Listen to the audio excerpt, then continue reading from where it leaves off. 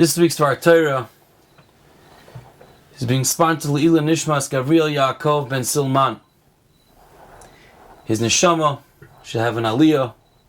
It should rise up the levels in Gan Eden, along with his chashava, his son, who has produced a child who has done so much in spreading Torah to, I would say by now, probably thousands of people throughout these videos and in many other venues as well. When Rashi talks about the chesed of Lot, or the schus of Lot, as to why was Lot saved, and Rashi says it's because he was quiet. When was he quiet? When it came to Mitzrayim and he was able to say that this was Avram's wife, this Sarah is not really someone what Avram said it was, but rather he was married to her, and this was his wife. And Lot held himself back from saying anything. For that he gets saved. That was his schus, that was his merit. And the commentators, the Mefarshim, ask, there were so many greater things that Lot did. Lot was sacrificed himself, was Moser Nefesh. In Sodom, he fed people. He was Machnas Orach. He had hospitality, which were keneged, which were against all the laws of Sodom. You could be put to death. As one of his daughters was killed for that. For just feeding an hungry man. For just giving hospitality to people who need it. Lot did tremendous things. Commentators say that Lot was part of the Nisayin, was part of the test of Lech Lecha. So why are we focusing on some seemingly insignificant act that he kept quiet? Because he could have opened up and he could have said something and revealed who Sarah really was.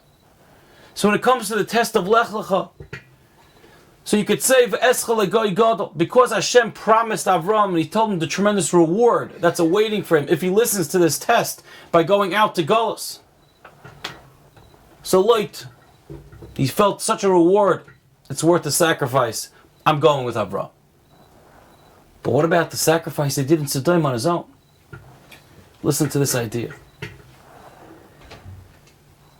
I saw someone interesting, something astounding. Lot didn't get credit for sacrificing him and his family's life for chesed. Because Lot grew up in a home that its whole essence was chesed. Anyway, there wasn't a lazy bone in Avram Avinu's body. The whole house screamed chesed, what can we do for you? How can we help you out? So if Lot grew up in such a home, it was in his blood. It was second nature. The same way we don't think before we breathe. We don't think when we open up our eyes. We don't think when we want to move our hands. When we walk, we don't think consciously how we're moving one foot in front of the other. Lot did chesed the same way. It was second nature to him, it was in his blood. That was chesed by Lot. For that, you don't get such a merit. That was Avram's schus, his merit. But growing up in that home, he gets, but not enough to save him out of Sodom. What was the ability to save him? The fact that he didn't reveal what Sarah was. That was all that Rashi was able to find. Now just think about it for a moment. If we look at it in the positive light, that Avram Avinu created, it wasn't just an act of chesed. And he created many acts of chesed. And he thought about chesed all along. And he was compassionate, and he was kind, and he was caring, concerned, benevolent. He was someone who made himself an ish chesed. He was the Amud Chesed, the pillar of chesed. And his essence and his home became to the point where people strangers, family members, but not even direct children, who grew up in a home or had contact with him, it became their blood. Because they lived in such a home that was just chesed. That permeated their being. And that became their essence as well.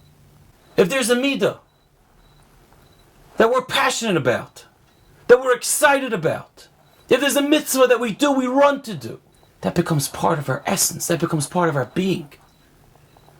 And when that becomes part of our being, those who grow up around us, it becomes second nature. It becomes so much easier for them to do these things as well. So if we really want to learn how light was saved, because it wasn't from the chesed, because Avram did such a great job, we could use that as a way we want to give our children, our family members, our students, those who have a contact with us, our business associates. If they see something that we're screaming silently, they'll pick that up second nature and it'll become part of them as well. And in that way we can influence the entire world. Olam chesed yibane. We can build a world of chesed by one kindness at a time. Only one condition. Just do it as if your essence depends on it. With a liveliness, with a chiyus, with a passion. When we do it that way, one kindness at a time, we'll be building this world and making it a much better place. Have a wonderful Shabbos.